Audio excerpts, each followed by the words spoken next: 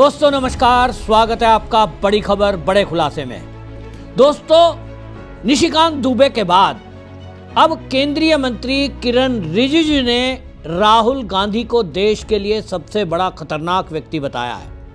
किरण रिजिजू जी केंद्रीय संसदीय मंत्री हैं और संसद का सारे काम देखते हैं।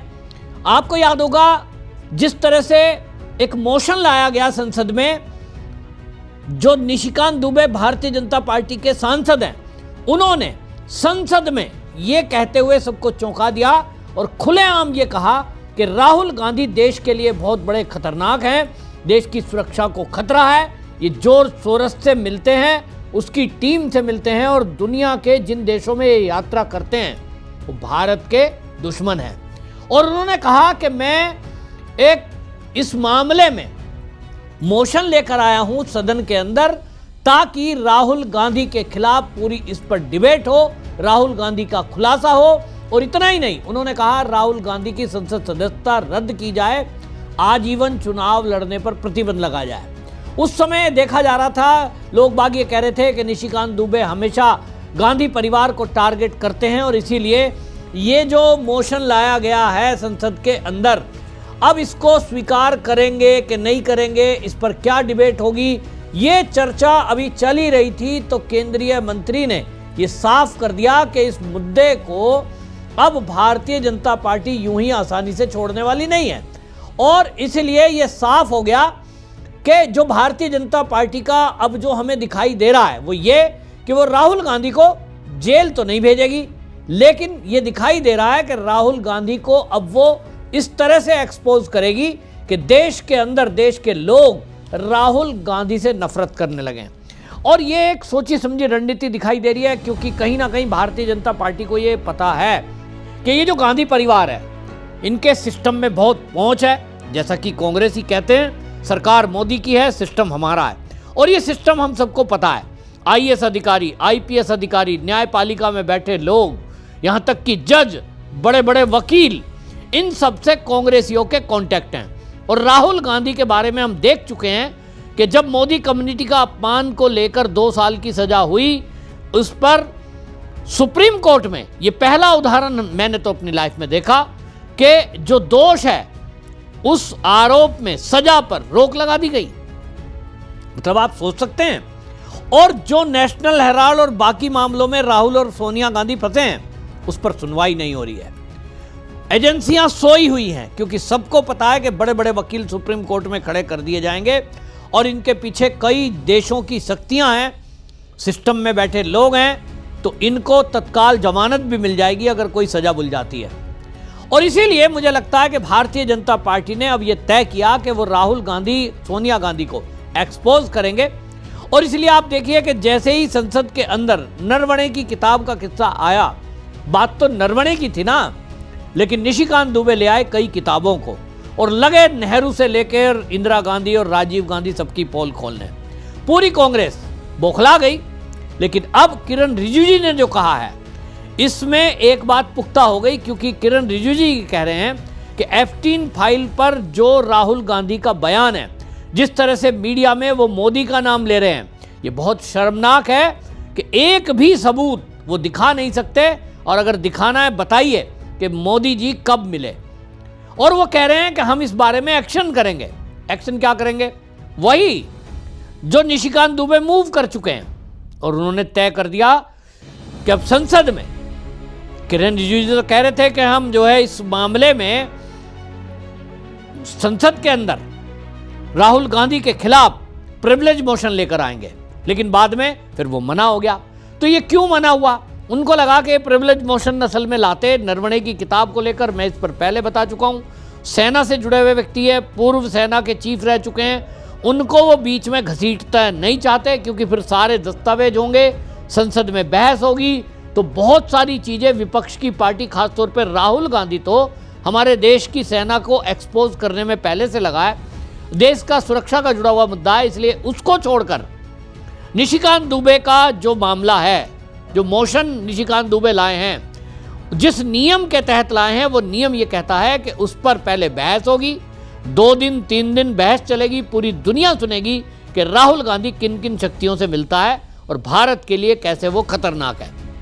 अब ये जो बयान आया है किरण रिजिजू जी का बयान, ये कोई आम बयान नहीं है, ये मोदी की कैबिनेट के मंत्री हैं और ये कह रहे हैं कि हम एक्शन लेंगे। एक्शन मतलब अब आप समझ लीजिए, उसके बाद अगर मामला ये होता है कि डिबेट के बाद वोटिंग होती है तो संसद सदस्यता भी जा सकती है और जैसा निशिकांत कह रहे हैं आजीवन चुनाव लड़ने पर प्रतिबंध भी लगाया जा सकता है संसद द्वारा, यदि राहुल गांधी के बारे में जो एलिगेशन लगाए जा रहे हैं कि वो देश विरोधी ताकतों से मिला हुआ है, अगर इसमें कोई सबूत सामने आ जाते हैं तो निश्चित जानिए कि राहुल गांधी के चुनाव लड़ने पर आजीवन प्रतिबंध भी लग सकता है। क्योंकि जिस तरह की बातें सामने आई हैं इसमें तो बिल्कुल साफ दिखाई दे रहा है। किरण रिजिजू ने इस बारे में मीडिया से बात करते हुए क्या कहा, आपको मैं खुद सुनवाता हूं, सुनिए आप उन्होंने क्या कहा। राहुल गांधी आज के दिन में भारत का सुरक्षा के लिए सबसे ज्यादा खतरनाक इंसान बन गया है। मैं ये क्यों कह रहा है कि राहुल गांधी आज भारत का सुरक्षा के लिए बहुत बड़ा चुनौती क्यों बन गया है, क्योंकि वो ऐसे ताकतों से मिले हुए हैं जो भारत विरोधी है। आप अमेरिका में जाइए, यूरोप में जाइए और देश में भी जो नक्सलाइट लोग हैं, वामपंथी जो एक्सट्रीम ले जाते हैं, ऐसे विचारधारा के लोग, जो सोरोस जैसे लोग, फोर्ड फाउंडेशन से लेकर के कई एनजीओस हैं जो भारत को कमजोर करने के लिए षड्यंत्र रचाते रहते हैं। ऐसे लोगों से राहुल गांधी जी का उठना बैठना मिलना जुलना होते रहते हैं। और जब राहुल गांधी बाहर जाते हैं तो जो एंटी इंडियन फोर्सेस के जो आवाज़ है, जो लॉयर्स है या जो खालिस्तानी फोर्सेस को जो लोग प्रोत्साहित करते हैं, ऐसे लोगों से ही राहुल गांधी मिलते हैं। और जो एक्सट्रीम फैनेटिक इस्लामिक जो भारत के खिलाफ प्रचार करते रहते हैं, ऐसा इस्लामिस्ट फोर्स है, उन लोगों के साथ में राहुल गांधी मिलना जुलना होते रहते हैं। तो इससे तो देश को तो खतरा है ना। सुना आपने, एएनआई से बात करते हुए किरण रिजिजू ने साफ साफ कहा कि ये देश की सुरक्षा के लिए सबसे बड़ा खतरा बन गए हैं। और दूसरी बात, एप्स्टीन फाइल को लेकर भी जब पत्रकार ने सवाल किया कि एप्स्टीन फाइल के बारे में जो राहुल गांधी आरोप लगा रहे हैं, वो कह रहे हैं कि किरण रिजिजू ने कहा कि राहुल गांधी के फॉलोवर्स भी इसे गंभीरता से नहीं लेते।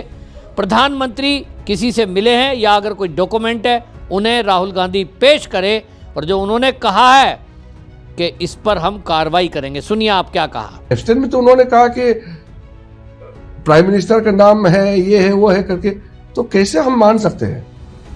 आप ये जो गंभीर मुद्दे देखिए, पहले तो आप सोचिए राहुल गांधी के लोग सीरियस क्यों नहीं लेते, बिना तथ्य के बात करते हैं। एप्स्टीन फाइल्स जो भी है उसमें अगर हमारा प्रधानमंत्री वहां किसी से मिला है, वहां कहीं गया है या कुछ डॉक्यूमेंट है, इस तरह का कोई चीज नहीं है और जबरदस्ती सरकार का प्रधानमंत्री जी का नाम लिए जा रहे हैं। इससे ज्यादा हताश निराशा कहां आप देखने को मिलेंगे? बिना मतलब बोले जा रहे हैं लोकसभा में। क्या आप नेता प्रतिपक्ष हो गया तो आप रूल से ऊपर हो गए क्या? ऐसा तो नहीं हो सकता। सुना आपने, साफ साफ कह रहे हैं कि जिस तरह से वो मोदी जी का नाम ले रहे हैं, प्रधानमंत्री किससे मिलते हैं किससे नहीं मिलते, ये बहुत ही निराशाजनक आरोप लगाया है, ये खतरनाक है। और वो कह रहे हैं कि जो पार्लियामेंट में राहुल गांधी कर रहे हैं, ये अपने आप में बता रहा है कि राहुल गांधी कितने इनमेच्योर नेता हैं। वो कह रहे हैं कि पहले भी कांग्रेस के नेता रहे हैं, लेकिन अब राहुल गांधी जिस तरह की बातें कर रहे हैं उससे तो बिल्कुल साफ दिखाई दे रहा है। और ये दिखाई दे रहा है कि उनका एक सूत्री कार्यक्रम है कि संसद को ना चलने दिया जाए। इस पर आपको बता दें, उन्होंने मणिशंकर अय्यर को कोट करते हुए कहा कि जिस तरह से पुराने नेता हैं वो क्या बात बोल रहे हैं, आप खुद सुन लीजिए कि कांग्रेस के मणिशंकर अय्यर, अब तो यहाँ तक कि दिग्विजय सिंह के बयान आ गए राहुल गांधी के बारे में। और अब ये दिखाई दे रहा है कि कांग्रेस के अंदर एक धड़ा बिल्कुल धीरे धीरे राहुल गांधी से विपरीत होता जा रहा है और अब कोई नया विस्फोट होने वाला है। क्योंकि आप देखिए, चाहे तो बिहार में देख लीजिए, उत्तर प्रदेश में देख लीजिए, फिर अभी आप असम में देख लो कि पूर्व जो अध्यक्ष है उसने कांग्रेस छोड़ दी है। और समय समय पर हमने देखा बंगाल से भी बयान आते हैं, अधीर रंजन चौधरी दुखी है, अकेले संघर्ष करते रहते हैं टीएमसी से। और अब जो खबरें आ रही हैं कि उन्हें जो कांग्रेस उपेक्षा कर रही है उसके कारण अब दिखाई दे रहा है, लगता है वो टीएमसी में ही शामिल हो जाएं। तो पूरे देश के अंदर जो भी सीनियर लीडर कांग्रेस में हैं वो ये समझ रहे हैं कि राहुल गांधी तो इस समय कांग्रेस को पूरी तरह से उन्होंने वामपंथी बना दिया है, वो लेफ्टिस्ट पार्टी बन गई है क्योंकि वो वामपंथियों से घिरे हुए हैं, उनके सलाहकार वही हैं। और पूरी अराजकता इसीलिए संसद में भी फैलाई जा रही है। जिस तरह से स्पीकर के खिलाफ वो नो कॉन्फिडेंस मोशन लेकर आए हैं, उस पर भी बेइज्जती होगी। हार लगातार हो ही रही है। तो मतलब कोई भी ऐसा काम राहुल गांधी नहीं कर रहे हैं जिससे ऐसा लगे कि कोई लीडर है। दूसरी तरफ किरण रिजिजू ने कहा कि राहुल गांधी जो है देश विरोधी ताकतों से जुड़े हुए हैं, माओवादियों उग्रवादियों से मिलना, ये कह रहे हैं कि राहुल गांधी इस तरह के काम कर रहे हैं और इसीलिए कार्रवाई करना जरूरी है। किरण रिजिजू का ये बयान अपने आप में ये बताता है कि मामला कितना गंभीर है और ये भी, जैसा मैंने कहा, ये दर्शा रहा है कि अब मोदी सरकार बख्शने के मूड में नहीं है। बहुत हो गया संसद की बर्बादी, बहुत हो गया इस बात को लेकर के। अब जो है इस पर जो निशिकांत दुबे ने मोशन मूव किया है संसद में, अब इसका फैसला होकर रहेगा और राहुल गांधी बुरी तरह से एप्स्टीन फाइल पर भी, आपको बता दूं, एक्सपोज होगा। क्योंकि राहुल गांधी ने जितने आरोप अभी तक मोदी पर लगाए हैं, हमने ये देखा है कि उसमें वो खुद ही गिरा है। और इसीलिए अब मणिशंकर अय्यर हो या पुराने लीडर हों, ये सब के सब भी अब राहुल गांधी के विरोध में है। और मुझे लगता है कि अब इस मामले में एक धड़ा प्रियंका गांधी वाड्रा को आगे लाने के फेवर में है। और अब राहुल गांधी पूरी तरह से वो वामपंथी कोठरी से घिरा है और इसीलिए संसद में जो महिला ग्रुप को भेजकर मोदी की सीट का घेराव किया था, उसी रणनीति का हिस्सा दिखाई दे रहा है। देखते हैं जो किरण रिजिजू ने कहा है कि अब इस डिबेट में क्या क्या सबूत निकल कर सामने आते हैं। और जब सरकार गंभीर है तो निश्चित रूप से जानिए कि राहुल गांधी की विदेश यात्राओं का राज अब खुलकर रहेगा। आपकी क्या राय है कमेंट में जरूर लिखें, वीडियो शेयर करें। वंदे मातरम।